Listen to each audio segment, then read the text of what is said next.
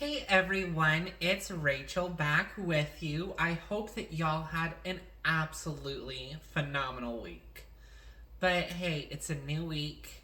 I'm here with a new video. And it's one that honestly I could have swore that I uploaded before.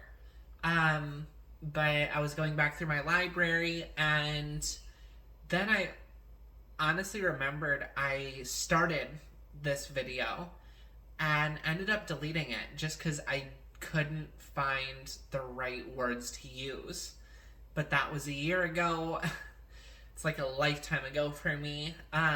So I decided I'd give it another go. And this time I'm bound and determined to make sure it gets uploaded. Um, so I get a lot of comments, I get a lot of DMs asking me a very simple but not simple question. Am I trans? How can you tell if you're trans? I'm showing this symptom. Do you think I'm trans? Y'all, that's something I can't answer. That is not a question I can answer. Everyone is very different. We all have different hobbies. We all have different passions. We all are our own individual people. And being trans, it's not a black and white thing. I don't think. Like, it's not a black and white thing. So the best that I can do is I can tell you about how I learned that I was transgender, and maybe that will help you. I don't know. Me as a kid, I don't know. I liked boy things, like sports. I was big into football. I was big into basketball. Still am. Um, I loved getting dirty on Grandpa's farm, playing in the mud puddles, playing with all the farm animals. Like, I lived for that. Um, but on the same token, I absolutely loved playing dress up with my baby sister. I absolutely loved playing Barbies with my baby sister. Um, so I don't know, I was big into masculine things and I was big into feminine things. Um, but for me, my first indication that things weren't necessarily normal was about the time I was 6 years old. And it was then that I had my first bout with gender dysphoria. Um, and it was really unexpected. Like I said, I was 6 years old. And it was a weekend. I was not in school because it was the weekend. So I was home with Dad. And Dad and I, along with my siblings, we had plans to go to town, run a couple errands for Dad, and then he was going to take us kids to Blockbuster. And we were going to get, some video games, some movies, just some stuff to preoccupy us the rest of the weekend and to reward us for being good while Dad ran his errands.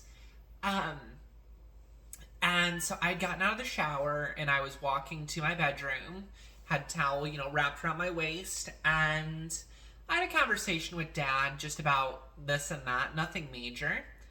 And when I had gotten into my bedroom, I had shut my door and I had let down my towel.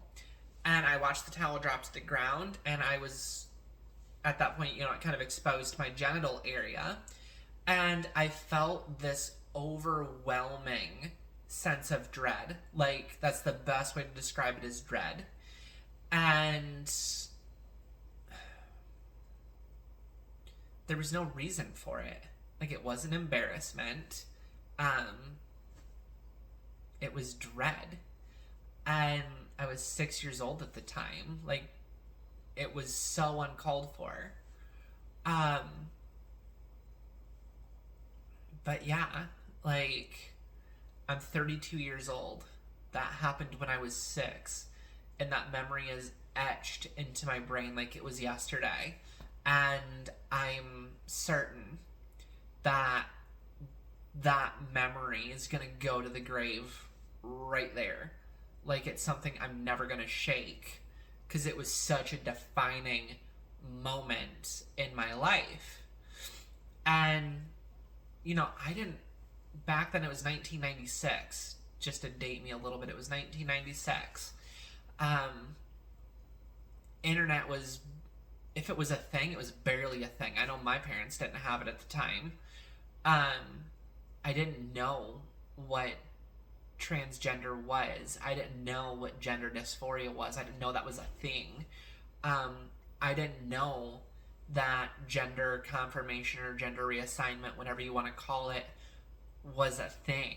Like, I didn't. But I just knew how I was feeling. But, so then we're going to take those feelings, we're going to stuff it deep down. And then going from there, it was, let's fast forward to my high school graduation and prepping for my graduation party. And I was making a photo board from pictures from my childhood, my teenage years, all that fun stuff. And it made me chuckle how every single picture I looked very different.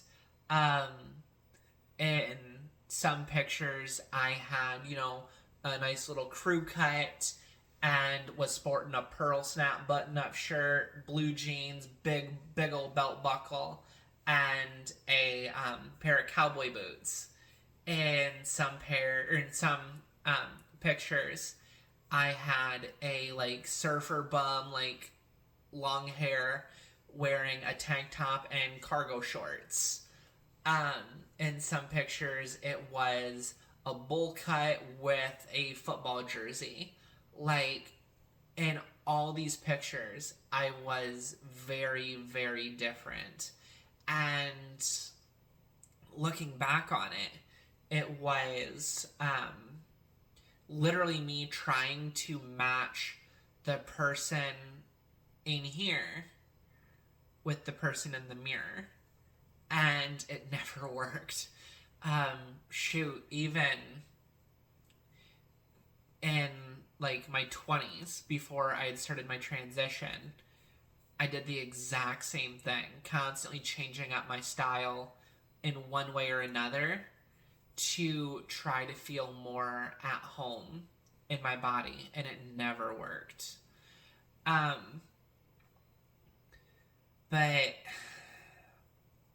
I don't know, that was kind of my telltale sign. As soon as when I was off in college, I discovered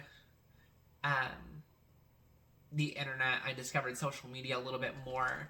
I discovered certain places like Reddit, and it was there that I kind of got more introduced to the trans community.